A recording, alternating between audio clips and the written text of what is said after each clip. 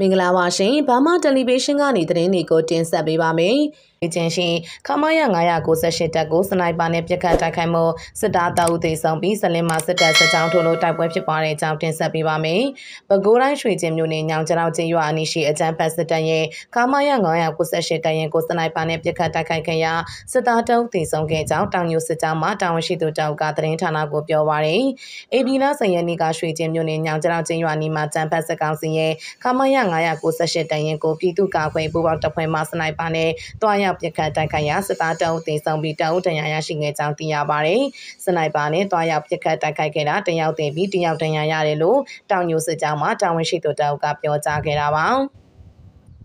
အဆိုအတိုက်ခိုက်မှုကိုတောင်ညိုစစ်ကြောင်းဝေါ်မြို့နယ်ပါကဖနဲ့အင်တကောပါကဖတို့ပူးပေါင်းကတိုက်ခိုက်ခဲ့တာဖြစ်ပြီးပြည်သူ့ကာကွယ်တပ်ဖွဲ့ဝင်များအထိခိုက်မရှိပြန်လည်ဆုတ်ခွာနိုင်ခဲ့ကြောင်းသိရပါတယ်။ဒါအပြင်မကွေးတိုင်းစလင်းမြို့နယ်စလင်းမြို့နီးတဝိုင်းရှိချင်းရွာကိုစစ်တပ်ကစစ်ကြောင်းထိုးနေမှုကြောင့်တိုက်ပွဲဖြစ်ခဲ့ပြီးစစ်သားများထိခိုက်ဒေဆုံးမှုရှိကြောင်းစလင်းမြို့နယ်ပြည်သူ့ကာကွယ်တပ်ဖွဲ့ပါကဖမှတာဝန်ရှိသူတောက်ကပြောကြားခဲ့ပါတယ်။အေပီလာစရင်နေ့မနက်9:30စလင်းမြို့ရဲစခန်းမှာအကြမ်းဖက်စစ်သားရှင်းအင်အား100ကျော်နဲ့စလင်းမြို့နီးတဝိုင်းရှိချင်းရွာကိုစစ်ကြောင်းတို့ဝင်ရောက်ခဲ့တဲ့အတွက်ပြည်သူ့ကာကွယ်ရေးဖွဲ့စလင်းပါကဖတပ်ဖွဲ့ဝင်တွေကခုခံတိုက်ခိုက်ခဲ့ရာအပြန်အလှန်ပစ်ခတ်တိုက်ပွဲဖြစ်ပွားခဲ့ကြောင်းသိရပါတယ်။ဒီလိုပြည်သူ့ကာကွယ်ရေးတပ်ဖွဲ့တွေရဲ့ခုခံတိုက်ခိုက်မှုကြောင့်အကြမ်းဖက်စစ်တပ်စစ်ကြောင်းမှနေ့လယ်ပိုင်းမှာစလင်းစင်ဖြူကျွန်းလမ်းပိုင်းကိုပြန်လည်ဆုတ်ခွာထွက်ပြေးသွားကြောင်းအဲဒီတိုက်ခိုက်မှုအတွင်းစစ်ကောင်စီဘက်မှထိခိုက်ကြဆုံးများကြောင်းသိရတော့လဲအတိအကျသိရှိရခြင်းမရှိကြောင်းသိရပါတယ်။တိုက်ပွဲမှာထိခိုက်ဒေဆုံးမှုကရှိပါတယ်။စီးရင်အတိအကျမသိရသေးတာပါ။အဲဒီနေ့ကပဲအဲဒီစစ်ကြောင်းကစလင်းစခန်းတွေကိုပြန်ဆုတ်သွားပါတယ်။17ရက်နေ့ကလည်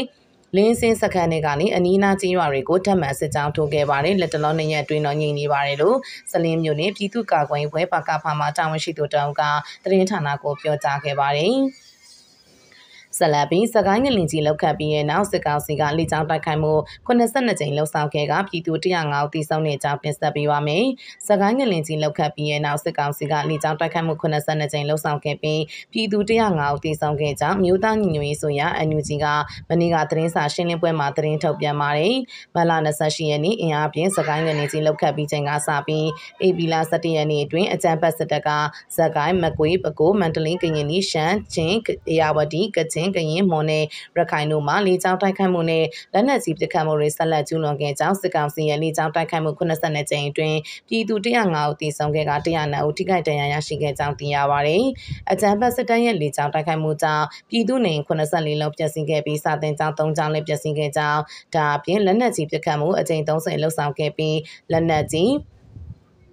းကြောင့်ပြည်သူ6ဦးသေဆုံးပြီး30ထိခိုက်ဒဏ်ရာရရှိကြောင်းလက်နက်ကြီးတန်းကြောင့်နေအိမ်21လုံးပျက်စီးပြီးဘာသာရေးဆောင်နှလုံးပျက်စီးခဲ့ကြောင်းသိရပါတယ်။ NUG အစိုးရအနေနဲ့လူသားစာနာအကူအညီတွေထိထိရောက်ရောက်ပေးနိုင်ဖို့ခုခံကာကွယ်စစ်ကလွှဲပြီးထိုးစစ်အားလုံးခေတ္တရပ်တန့်မှုကိုမလ30ရက်နေ့မှာစတင်မယ်ဆိုတာမလ29ရက်နေ့ကထုတ်ပြန်ကြေညာခဲ့ပါတယ်။အကြမ်းဖက်စစ်တပ်ကအပြစ်ခတ်ရဲစင်ကို AB 2ရက်နေ့မှာကြေညာခဲ့ပြီးမြဲတကယ်လက်တွေ့မှာပြည်သူတွေကို UTP လေကြောင်းကနေတိုက်ခိုက်မှုလက်နက်ကြီးတိုက်ခိုက်မှုစစ်တောင်းကျဝင်ရောက်ပြီးပြည်သူပိုင်ပစ္စည်းဥစ္စာတွေမိရှုဖျက်ဆီးပြီးယူဆောင်တာတွေကိုငလင်ဘေးတင်ဒေသကပြည်သူတွေအပါအဝင်နိုင်ငံဒေသအနှံ့တော်တော်များများမှာဆက်လက်ကျူးလွန်နေတာကိုခံရတယ်လို့ NUG ဝန်ကြီးဒေါက်တာဝင်းမြတ်အေးကသတင်းစာရှင်းလင်းပွဲမှာပြောကြားပါတယ်။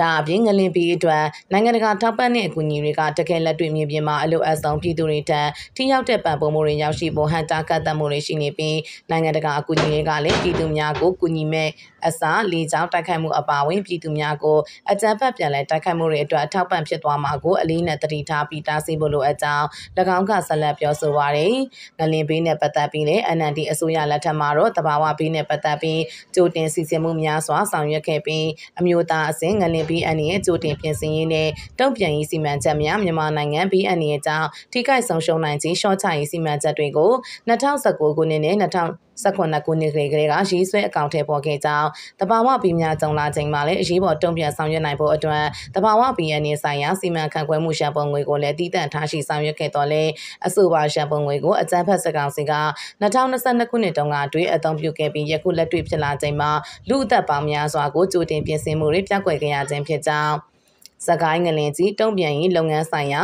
မနေ့ကသတင်းစာရှင်းလင်းပွဲမှာဒေါက်တာဝင်းမြတ်ကပြောဆိုပါရယ်လက်ရှိအမျိုးသားညီညွတ်ရေးအစိုးရအနေနဲ့ငလင်ဘေးအတွက်အမေရိကန်ဒေါ်လာ1 မီလီယံနဲ့ညီမျှတဲ့ပုံငွေကို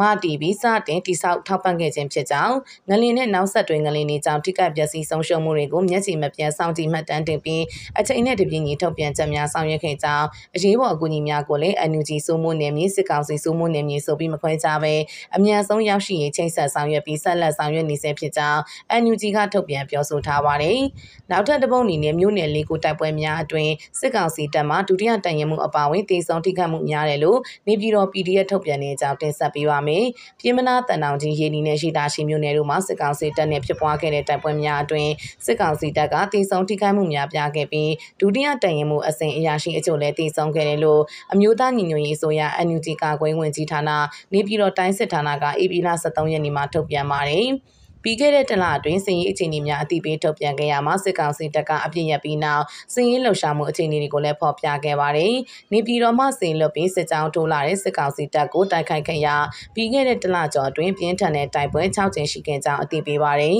။အဲဒီတိုက်ပွဲများအပါအဝင်တိုက်ပွဲကြီးငယ်ဖြစ်ပွားမှုတလကျော်အတွင်းစစ်ကောင်စီတပ်မှ62ဦးသေဆုံးပြီး100ကျော်ဒဏ်ရာရခဲ့တယ်လို့နေပြည်တော် PDF ကထုတ်ပြန်ပါတယ်။ဒါပေမဲ့စစ်ကောင်စီတပ်သားများသေဆုံးထိခိုက်မှုအခြေအနေကိုသတင်းဌာနကတိကျအတည်ပြုနိုင်တာမျိုးမရှိပါဘူး။ဒါအပြင်ရန်သူထံမှလက်နက်အချို့နဲ့ခရမ်းများတင်ဆက်ရမိကရန်သူစစ်ကောင်စီတပ်သား3ဦးလက်နက်2လက်ခရမ်းအချို့နဲ့အလင်းဝင်ခဲ့တယ်လို့အတည်ပြုပါတယ်။တိုက်ပွဲများအတွင်းတော်လိုင်းပူပေါင်းတပ်ဖွဲ့တွေဘက်မှလည်းရဲဘော်အကျိုးတန်ရာရခဲ့ကြောင်းထုတ်ပြန်ထားပါတယ်။အခုချိန်မှာရန်သူစစ်ကောင်စီမှအပြစ်ရရဲစဲကြောင်းထုတ်ပြန်ထားတော့လည်းမြေပြင်မှာရောစစ်ကြောင်းများအင်အားဖြည့်တင်းခြင်းမြေပြင်စစ်ကြောင်းထိုးတိုက်ခိုက်ခြင်းလက်နက်ကြီးများပစ်ခတ်ခြင်းဒရုန်းများနဲ့ပုံကျဲခြင်းလေယာဉ်များဖြင့်ပုံကျဲခြင်းတို့ကိုနေ့စဉ်နဲ့အများအမြင့်မပြတ်လှုပ်ဆောင်လျက်ရှိကြောင်းနေပြည်တော် PDF ကသတင်းထုတ်ပြန်ခဲ့ပြီးအများပြည်သူများအနေနဲ့ရန်သူလေကြောင်းတိုက်ခိုက်မှုကြိုတင်ကာကွယ်ဖို့ရှောင်ရှားကြဖို့အတည်ပြုထားပါတယ်။စစ်ရေးအခြေအနေအသေးစိတ်ဖြစ်စဉ်တွေကိုဖော်ပြခဲ့ရာနေပြည်တော် PDF နဲ့မဟာမိတ်ပူးပေါင်းတပ်တွေကပြီးခဲ့တဲ့တလကျော်အတွင်းစစ်ကောင်စီတပ်နဲ့ထိတွေ့တိုက်ပွဲများဖြစ်ပွားမှုကိုအတည်ပြုထားပါတယ်။အဆိုပါတိုက်ပွဲများအတွင်းပူးပေါင်းတပ်များကတန်တောင်ကြီးမြို့နယ်ရှမ်းနယ်ပြင်စစ်ကောင်စီတပ်စခန်းကိုပိတ်ဆို့လျက်ရှိရာဖေဖော်ဝါရီ9ရက်မှာကြေးကြောစစ်ကောင်စီတပ်စခန်းမှာရှမ်းလင်ပြင်တပ်စခန်းကိုစစ်ကူစီလို့တဲ့စစ်ကောင်စီကိုတိုက်ခိုက်ခဲ့တယ်လို့ဆိုပါတယ်။အင်အား30ကျော်ပါအဆိုပါစစ်ကူစစ်ကြောင်းကိုနေပြည်တော်တိုင်းစစ်ဌာနတရင်800ကျောင်း KNL တပ်မဟာနဲ့အထူးတရင် KNDO တပ်ခွဲလေးတို့ကြားဖြတ်တိုက်ခိုက်ခဲ့ရာခလာရ29ဒုတိယတရင်မူသိန်းတန်းနဲ့15ဦးသေဆုံးခဲ့ပြီးလက်နက်ငယ်အချို့နဲ့ခရမ်းများသိမ်းဆည်းရရှိခဲ့ကြောင်းသတင်းထုတ်ပြန်ပါတယ်။မလတရက်ကနေပြီးတော့ပြည်မနာမြို့နယ်တောင်မြင့်ရွာမှကျင်းရွာကိုစစ်ကြောင်းထိုးလာတဲ့ရန်သူစစ်ကောင်စီတပ်ကိုပူပေါင်းတပ်ဖွဲ့ကတိုက်ခိုက်ခဲ့ရာတိုက်ပွဲဖြစ်ပွားခဲ့တယ်လို့ဆိုပါတယ်။မလ23ရက်ကလည်းနေပြည်တော်မှာဆေလွတ်တဲ့စစ်ကောင်စီရဲ့တမ88လက်အောက်ခံတပ်အင်အား300ခန့်ကအင်အား100ပါစစ်ကြောင်း3ကြောင်းဖြန့်ကရင်းနှီးမျိုးနဲ့